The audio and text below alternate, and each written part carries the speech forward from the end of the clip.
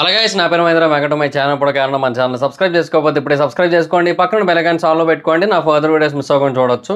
చాలా మంది చూస్తున్నారు కానీ సబ్స్క్రైబ్ చేసుకోవట్లేదు. So please try to subscribe, click the bell icon also. And ఇంకా గత 2 రోజులుగా వీడియోలు చేయలేకపోయాను. ఎందుకంటే నేను కొంచెం బయట ఉన్నాను నేను. సో అక్కడ చేయడం కుదరలేదు. సో ఇంకా ఫైనల్గా ఈరోజు మ్యాచ్తో మళ్ళీ వచ్చా. సో బేసిక్గా ఈరోజు మ్యాచ్ ఎందుకో చాలా నిరాశాజనకంగా, చాలా నిరాసక్తంగా సాగిందని అనిపించింది నాకైతే. అంటే చాలా స్లోగా, పెద్ద బౌండరీస్ ఏం లేవు కదా. సిక్సర్లు ఎప్పుడో అప్పుడప్పుడు పొరపాటున వస్తున్నాయి. అది కూడా రియాన్ పరాగ్కి 2 సార్లు క్యాచ్లు వదిలేశారు కాబట్టి కొట్టాడు అనిపించింది నాకైతే. సో ఏదో అప్పుడప్పుడు అలా వచ్చాయి అంతే. అండ్ ఆ తర్వాత ఇక వేరే ధ్రువ్ జురేల్ కూడా అప్పుడప్పుడు కొంతవరకు మెరుపులు మెరిపించాడు కానీ మిగతా వాళ్ళు ఎవరి నుంచి కూడా అంత ప్రాపర్ ఇంటెంట్ అయితే కనిపించలేదు. అంటే మనం స్టార్టింగ్ నుంచి చూసుకుంటే యశస్వి జైస్వాల్ ఏదో కొద్దిసేపు ఆడాడు కానీ ఇంకా అదో పెద్ద ఊపు లేదు. జాస్ బట్లర్ నుంచి ఊపు లేదు, శాంసన్ నుంచి ఊపు లేదు. సో ప్రాపర్గా ఎవరి నుంచి కూడా బెటర్ స్ట్రైక్ రేట్ వచ్చిన ఫీలింగ్ అయితే రాలేదు.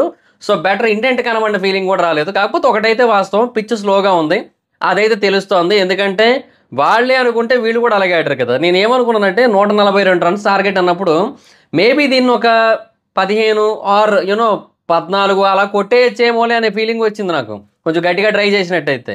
కాకపోతే ఏంటంటే పిచ్ స్లోగా ఉంది. సో అందువల్ల అంత ఈజీగా కుదరలేదు కొట్టడం వీళ్ళకి కూడా. బట్ ఎనీహో మొత్తానికైతే మాత్రం సిఎస్కేకి ఇది ఒక మంచి విజయం అని చెప్పొచ్చు. కాకపోతే వీళ్ళకున్న ప్రాబ్లం ఏంటంటే సిఎస్కే వాళ్ళు వాళ్ళ హోమ్ గ్రౌండ్లో ఇప్పటివరకు ఇంకా ఏవైతే మ్యాచ్లు ఆడారో అవన్నీ అయిపోయాయి అనమాట ఇంకా. సో నెక్స్ట్ ఆర్సీబీతో ఒకటే మ్యాచ్ ఉంది, అది బెంగళూరులో ఉంది, చిన్నస్వామి స్టేడియంలో.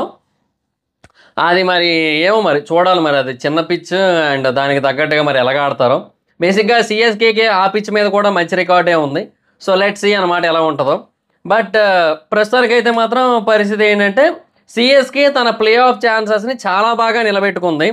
ఇన్ఫ్యాక్ట్ ఎంత భారీ స్థాయిలో నిలబెట్టుకుందంటే ఇప్పుడు ఆర్సీబీకి, జీటీకి, ఈ 2 టీములకి కూడా చాలా టఫ్ సిచ్యువేషన్ క్రియేట్ అయిపోయింది. ఎందుకంటే ఇప్పుడు వాళ్ళు తర్వాత 2 మ్యాచ్లు గెలిచినా కూడా 14 పాయింట్లే వస్తాయి వాళ్ళకి. అండ్ జీటీ అయితే మరి ఘోరమైన రన్ రేట్లో ఉంది, -1.0లో. ఆర్సీబీ +0.2లో ఉంది. అండ్ సిఎస్కే ఆల్రెడీ +0.5లో ఉంది. సో వాళ్ళకున్న నెక్స్ట్ మ్యాచ్ ఆర్సీబీ వాళ్ళతో. ఒకవేళ అది భారీగా కనుక ఓడిపోకపోయినట్టయితే, కొంచెం తక్కువ స్కోర్తోనే ఓడిపోయినట్టయితే అప్పుడు కూడా మళ్ళీ ఆర్సీబీకి ఇబ్బందే. ఒకవేళ గెలిచినట్టయితే ఇంకెలాగూ ఉండదు. అండ్ ఆఫ్ కోర్స్ ఆర్సీబీకి ఇవాళే 2 ఆల్ టై మ్యాచ్. ఎందుకంటే ఇవాళ డీసీతో మ్యాచ్ కనుక ఓడిపోయినట్టయితే ఇంకా ఆర్సీబీ డైరెక్ట్ ఎలిమినేట్ అయిపోతుంది, ఇంకా నెక్స్ట్ మ్యాచ్తో సంబంధం లేకుండా. అండ్ ఒకవేళ డీసీ ఈ మ్యాచ్ ఓడిపోయి ఆర్సీబీ గెలిచినట్టయితే వాళ్ళ ఛాన్సెస్ మెరుగుపడతాయి సమ్హౌ. డీసీ వాళ్ళకి కొంచెం ఇబ్బంది అవుతుంది. వాళ్ళు నెక్స్ట్ మ్యాచ్ అరివేర భయంకరమైన రన్ రేట్తో గెలాల్సి ఉంటుంది. వాళ్ళకి లాస్ట్ మ్యాచ్ ఎవరితో ఉంది? ఎల్ఎస్జీతో ఉంది. సో చూడాలి మరి. ఏదైనా ఈరోజు మ్యాచ్ అయితే మాత్రం చాలా అంటే చాలా ఇంపార్టెంట్ మ్యాచ్ అని చెప్పొచ్చు, అటు ఆర్సీబీకి ఇటు డీసీకి కూడా. యాక్చువల్గా ఆర్ఆర్ అండ్ సిఎస్కే మ్యాచ్ కూడా 2 టీములకి చాలా ఇంపార్టెంట్ మ్యాచ్. సిఎస్కే గెలిచింది అది. ఆర్ఆర్ ఏంటంటే ఎందుకు ఇంపార్టెంట్ అంటే ఆల్రెడీ అది ఆల్మోస్ట్ క్వాలిఫై అయిపోయినట్టే. బట్ 1-2 పొజిషన్స్లో ఉండాలా, 3-4 పొజిషన్స్లో ఉండాలా అని డిసైడ్ చేసే మ్యాచ్ల్లో ఇది ఒకటి కదా. ఆర్ఆర్ కూడా 12 మ్యాచ్లు ఆడేసింది, కానీ వాడు వరుసగా 3 మ్యాచ్లు ఓడిపోవడం జరిగింది వాడు. నెక్స్ట్ పంజాబ్ అండ్ ఆ లాస్ట్ మ్యాచ్ ఏమో కేకేఆర్. సో చూడాలి మరి ఏం చేస్తారో. సో ఎనీహో మ్యాచ్ అయితే మాత్రం ఇంట్రెస్టింగ్ అయితే ఏమీ లేదు. చెప్తున్నాను కదా, ఏదో ఆడారంటే ఆడారు, బౌలింగ్ వేసారంటే వేసారు అన్నట్టే అనిపిస్తుంది నాకైతే. సో వాళ్ళ దగ్గర మనకి అంత బెటర్ రన్స్ అయితే లేవు కదా. అంటే ఆర్ఆర్ నుంచి 141 రన్స్ అంటే ఇది పెద్ద టార్గెట్ ఏం కాదు. సో వీళ్ళు చాలా ఈజీగా ఆడుకుంటూ వచ్చారు, అలా సింగిల్స్ తీసుకుంటూ స్ట్రైక్ రొటేట్ చేసుకుంటూ ఎప్పుడో అప్పుడప్పుడు ఒక్కొక్క బౌండరీ, ఓ 6 అలా కొడుకుంటూ ఆడుకున్నారు అనమాట హ్యాపీగా. రచిన్ రవీంద్ర ఈ మ్యాచ్ కొంచెం పర్లేదు అనిపించాడు. అంటే 18 balls 27 కొట్టాడు. ఈ మ్యాచ్కి అది సరిపోద్ది, జనరల్గా అయితే చాలకపోవచ్చు, కానీ ఈ మ్యాచ్కి అది అనఫ్. ఎందుకంటే మరి అక్కడ 3 ఓవర్లకు 27 రన్స్ కొట్టాడంటే 9 రన్ రేట్తో కొట్టాడు. సో ఆ లెక్కను చూస్తే టీమ్ స్కోర్ 180 అవుతుంది కదా. సో బాగా కొట్టినట్టే. ఈ మ్యాచ్కి అది సరిపోద్ది, అన్నిసార్లు సరిపోతుంది. ఇంకా తర్వాత Daryl Mitchell 13 ball 22, Moeen Ali 13 ball పెద్దగా ఏం ఆడలేదు మొయిన్ అలీ.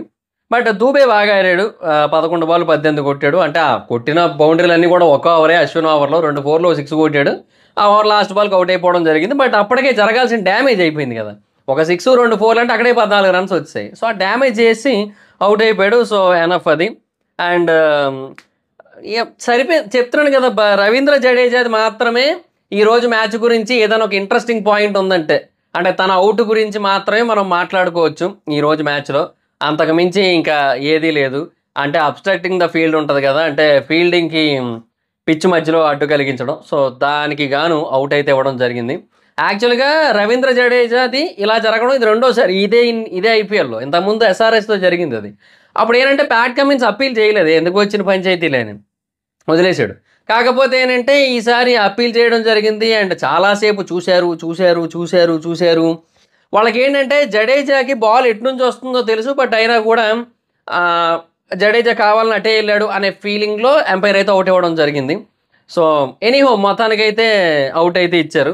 సో, అది కాంట్రవర్సీ అవుతాదా అంటే అవుతది. కానీ దాన్ని పట్టించుకోవాలంటే పట్టించుకోక్కర్లేదు. ఎందుకంటే అబ్స్ట్రాక్టింగ్ ద ఫీల్డ్ అనేది కామన్ ఇంకా. అది చాలా సార్లు జరుగుతా ఉంది. అది పర్టిక్యులర్‌గా ఎవరో ఏదో ఇదే మొదటిసారి జరగడం, ఇలాంటిది ఇంతకుముందు ఎప్పుడు జరగలేదు అన్నట్టయితే లేదు. ఇంతకుముందు జరిగే ఈ ఈ ఐ ఐపీఎల్ మొత్తానికి ఇది మూడోసారి జరగడం ఇలాగా. సో, అబ్స్ట్రాక్టింగ్ ద ఫీల్డ్ అనేది కామన్. కాకపోతే ఏంటంటే, అది కొంతమందికి ఎలా ఉంటదంటే, ఇప్పుడు బాల్ అసలు వికెట్ల వైపు వెళ్ళట్లేదు కదా! ఎందుకు ఔట్ ఇచ్చారనే వెర్షన్ వస్తది. ఆ సంబంధం లేదసలు. అది రూల్‌లో దానికి అసలు మెన్షనే లేదసలు.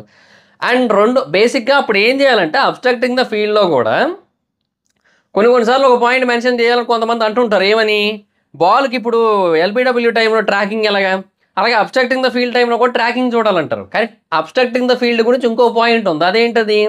ఇప్పుడు బాల్ వికెట్లకే తగలాల్సిన పనేముంది? వెనక కీపర్ దగ్గరకో, ఇంకో ఫీల్డర్ దగ్గరకో ఎళ్తే మేబీ వాళ్ళు స్టంపులకి ఇసరొచ్చేమో కదా మళ్ళీ. సో, అబ్స్ట్రాక్టింగ్ ద ఫీల్డ్‌లో ఈ పాయింట్ కూడా ఉంటది కాబట్టి ట్రాకింగ్ పెట్టరు. పెట్టినా ఉపయోగం లేదు దానివల్ల. సో, అందుకు అలా ఉంటది. సో, ఎనీహౌ మొత్తానికి ఆ తర్వాత సమీర్ రిజ్వీ వచ్చాడు. 8 బాల్‌కి 15 రన్‌లు కొట్టాడు. అయిపోయింది మొత్తం అంతా కూడా. సో, ఈరోజు అందరూ కూడా స్టేడియం నుంచి మ్యాచ్ అయిపోయిన తర్వాత ఎళ్ళిపోకండి అని చెప్పి ముందే పోస్ట్ పెట్టారు సీఎస్‌కే వాళ్ళు. ఏం లేదు వాళ్ళ హోమ్ గ్రౌండ్‌లో ఈ సీజన్‌కి ఇది లాస్ట్ మ్యాచ్. సో, అందరికీ కూడా బాల్లు పంచడం, ఆ తర్వాత టీ షర్ట్‌లు పంచడం ఇయన్నీ ఉంటాయి కదా! అవన్నీ ఉంటది కార్యక్రమం అంతే. ధోని రిటైర్మెంట్ అనౌన్స్‌మెంట్ ఇప్పుడప్పుడే కాదు. బట్ ఇచ్చేస్తాడు. ఈ సీజన్‌కైతే ఇచ్చేస్తాడు. వాళ్ళ టీమ్ వాళ్ళ పేజ్‌లో కొన్ని రీల్స్ వస్తున్నాయి ధోనివి. అవి చూస్తా ఉంటే అర్థమైపోతుందనమాట.